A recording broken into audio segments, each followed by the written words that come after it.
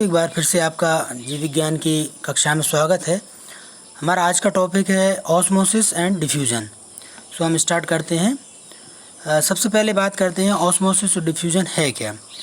तो osmosis molecule में semi permeable membrane की आवश्यकता है और वाटर जो है मूवमेंट होता है किसका, वाटर का मूवमेंट होता है हायर कंसनट्रेशन से लोअर वाटर कंसनट्रेशन की ओर।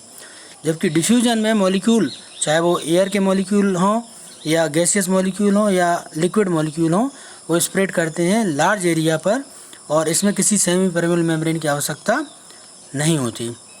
तो मॉलिक्यूल डिफ्यूजन की बात कर रहे हैं तो रैंडमली एक से दूसरी जगह मूवमेंट करते रहते हैं।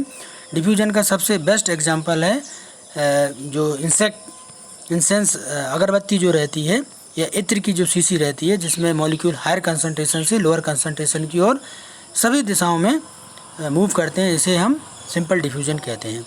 Movement of molecule from higher to lower concentration, और धीरे धीरे ये इस पूरे एरिया में फैल जाते हैं। Factor that affect the rate of diffusion, इसमें साइज ऑफ मॉलिक्यूल, यदि मॉलिक्यूल का साइज बड़ा होगा तो डिफ्यूजन कम होगा। Size of pore, in membrane में पोर का साइज छोटा होगा तो डिफ्यूजन कम, और यदि मेम्ब्रेन में छेद जो हैं बड़े बड़े हैं तो डिफ्यूजन तेज़ी के साथ होगा।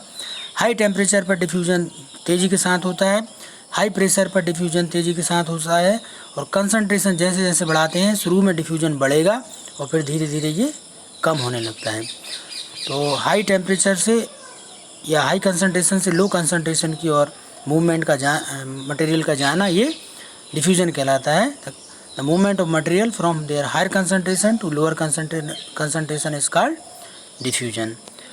जहाँ तक सॉल्यूट की और सॉल्वेंट की बात करें तो सॉल्यूट जैसे पानी में नमक है तो शुरू में सॉल्यूट जो है एक जगह कंसनट्रेट रहेगा, लेकिन समय के साथ साथ धीरे धीरे ये सॉल्वेंट की ओर मूव करते जाएंगे, और ये कब तक मूव करते रहेंगे, जब तक कि एक इक्विलिब्रियम की स्टेट नहीं आ जाएगी, यानी दोनों आपस में बराबर की मात्रा में नहीं हो जाएंगे, तब तक ये मटेरियल का मूवमेंट लगातार चलता रहता है।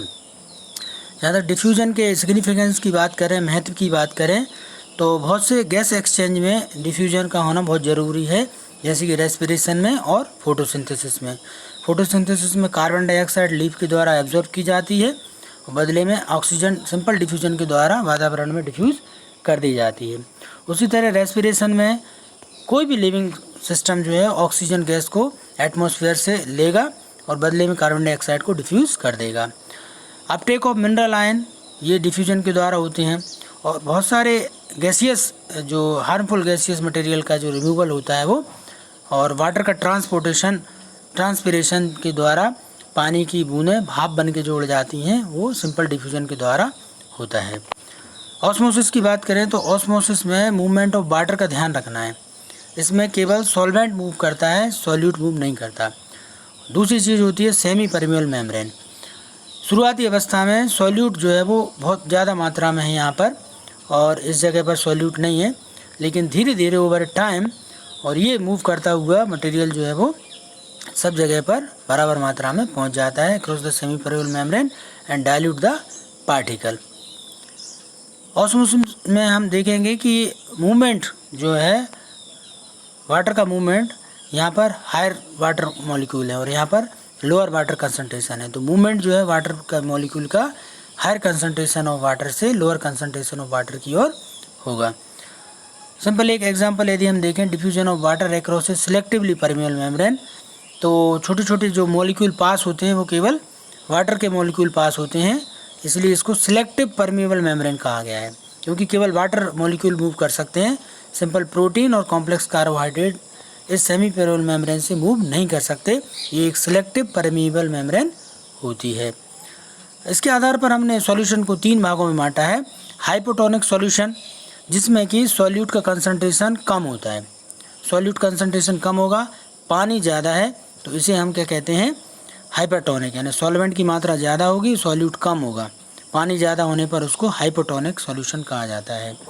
और ऐसे सॉल्यूशन में रखने पर जो सेल है जिसमें पानी की मात्रा कम है, ठीक है, हाइपोटोनिक सॉल्यूशन में रखने पर पानी की मात्रा ज़्यादा है तो सेल जो है वो स्वेल अप हो जाती है, फूल जाती है। और हाइपरटोनिक का मतलब है जिसके अंदर सॉल्यूट का कंसंट्रेशन ज़्यादा है, पानी की मात्रा कम है, इसका एग्जांपल हम मान सकते हैं कि ये जो चाशनी है जिसके अंदर शुगर की मात्रा ज़्यादा है, सेल को हाइपरटोनिक सॉल्यूशन में रखने पर ये श्रिंक हो जाती है।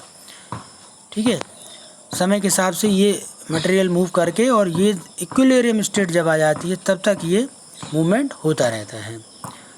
तो हम हाइपोटोनिक और हाइपरटोनिक सॉल्यूशन की बात करते हैं। हाइपोटोनिक सॉल्यूशन में जिसमें कि वाटर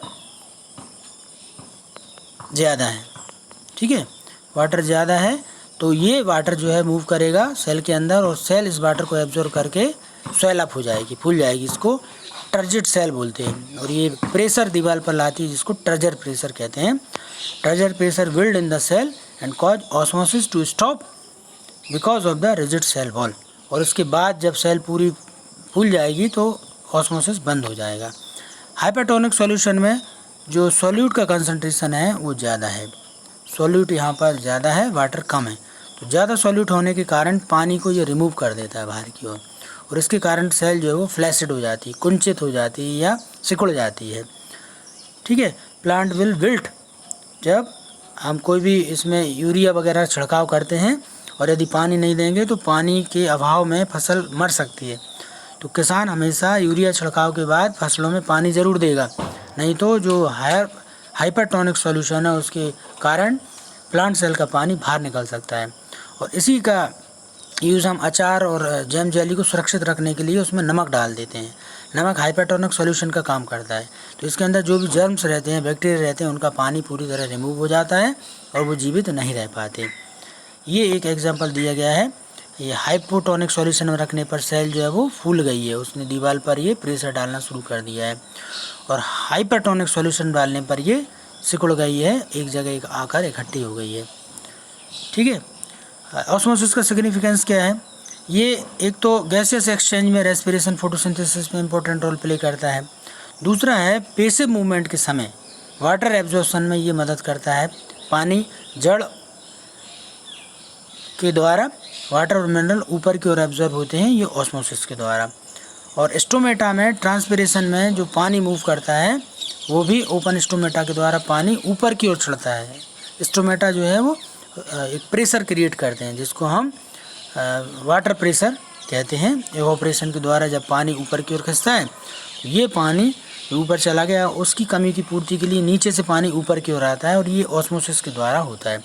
क्योंकि पानी मिट्टी में अधिक मात्रा में है, पेड़ पौधे में कम मात्रा में, तो ये इसको ऊपर की ओर पानी मूव करता है।